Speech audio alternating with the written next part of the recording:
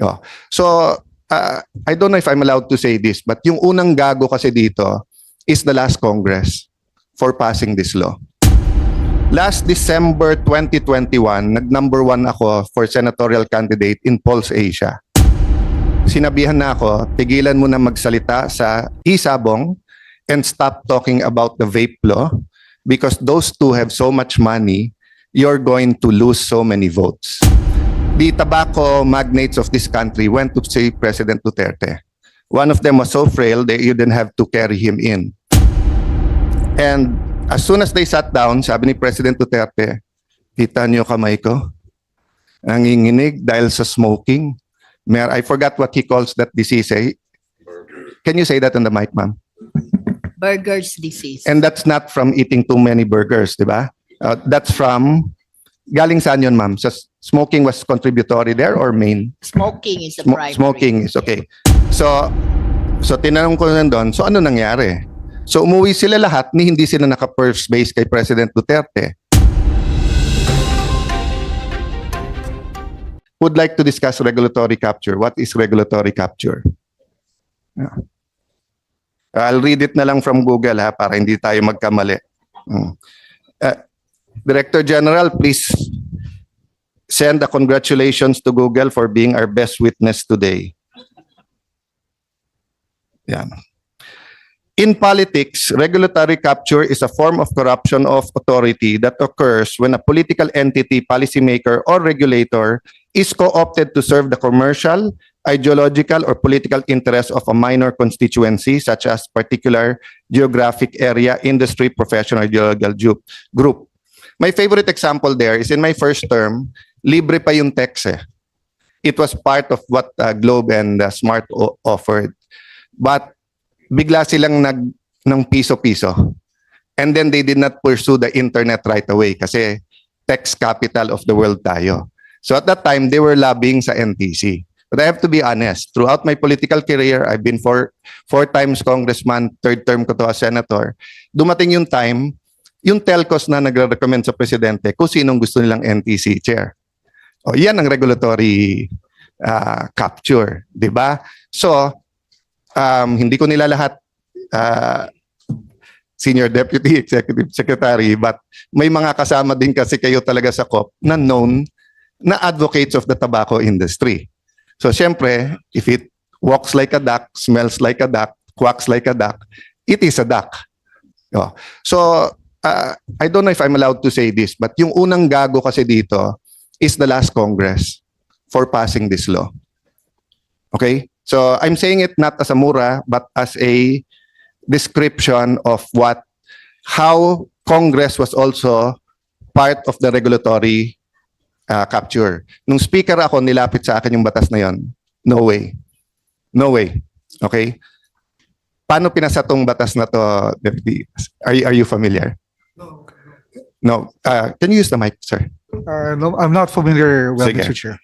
Is anyone familiar here? Except for the advocates, I know you're all familiar. While I'm looking for the timeline, last December 2021, nag-number 1 ako for senatorial candidate in Pulse Asia. Sinabihan na ako, tigilan mo na magsalita sa isabong and stop talking about the vape law because those two have so much money, you're going to lose so many votes. Yun ha. So, pataas ng pataas. I was always number 2 or 3, but for 1 month, I was number 1. I finished number 7. I don't blame anyone. May iba pang reasons, times, but that's how powerful this lobby is. Na pag tinarget ka talaga sa mga distrito, may pera talaga sila. At that time, may isabong pa. I'm glad I did not stop because natigil yung isabong. Unfortunately, nautakan tayo sa vape. Okay, so they could not file it during my time as speaker. So they had the first reading in March 17, 2021, second reading in May 19, 2021, third reading on May 25, 2021. So kita nyo kung gaano ka-urgent tong bill na to. No? Within March, April, May, within 3 months, this very, very urgent vape bill was passed. Okay. March, April, May. Sinama ko na, liberal na ako doon. Okay. So the Senate approved the disagreeing provisions on January 25, 2022. I guess what people don't know, I have this on first-hand information, meaning yung nagkwento sa akin was there. The tobacco magnates of this country went to see President Duterte. One of them was so frail, they didn't have to carry him in. And as soon as they sat down, sabi ni President Duterte, kita niyo kamay ko? Nanginginig dahil sa smoking. I forgot what he calls that disease. Eh? Can you say that on the mic, ma'am? Burger's disease. And that's not from eating too many burgers, di ba? That's from, galing saan yun, ma'am? So smoking was contributory there or main? Smoking is the primary. Smoking is okay. So tinanong ko nandun, so ano nangyari? So umuwi sila lahat ni hindi sila naka-first base kay President Duterte. Anong problema po? Binulsa po yung law. Stinap doon. And waited for the next administration. And then they allowed it to lapse into law on July 25, 2022. Would the Senior Deputy ES know how many agencies recommended veto? I'm not aware of that, Madam Chair, because at that point in At time, that time, you were 25 days there. no, not even that. I was appointed first as Assistant Presidential Legal Counsel Yes. in August 2022, and then as Senior Deputy Executive Secretary. And even if you were ES, you would probably have a ton of documents. ton of Because it's documents, a transition. etc. And to be fair to the present ES, it was the former ES at this time, di ba? Yeah, it was former ES Rodriguez. So, Yes, sir. I mean, I would expect them to answer and see the first page, but to read everything, no? So, can I go back to DOH, ma'am? What was the recommendation of DOH when this bill was passed? Yes, Madam Chair, the DOH registered the veto to the Office of the Yes. President. Okay. So, according to, just to show you how kalokohan tong law na to that we're saying we're trying to balance.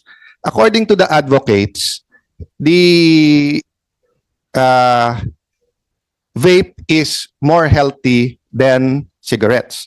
So, tama po ba ako, ma'am, na we were correcting them, sandali lang, hindi healthy yung cigarette, so how can it be more healthy? So, binaliktad nila. It is less unhealthy than cigarettes. Okay. Which, if you again Google the strategies on tactics of the tobacco companies, which is important because that's the reason why we got the Ashtray Award for falling hook, line, and sinker into the tactics ng tobacco industry. And tobacco industry, sinasabi nila harm reduction to. But there's no proof of that. Okay, so what's the next thing they said? They said, well, since it's less unhealthy, targetin natin ang smokers to shift. But this is my question. Why did they lower the age na pwedeng bumili from 21 to 18? So dati, bawal ang hanggang 21, 21 lang pwedeng bumili. So meaning, theoretically, dapat hindi nagsusmoke, hindi nagve-vape, yung 18, 19, 20. So nung binabaan natin, paano nangyaring ito less unhealthy? Hindi. The reality is we're trying to mold their taste because the tobacco companies, after decades and century of fooling people, of multi-billion-dollar lawsuits of keeping health data from people, is on the decline. And they're looking where to shift. Diba?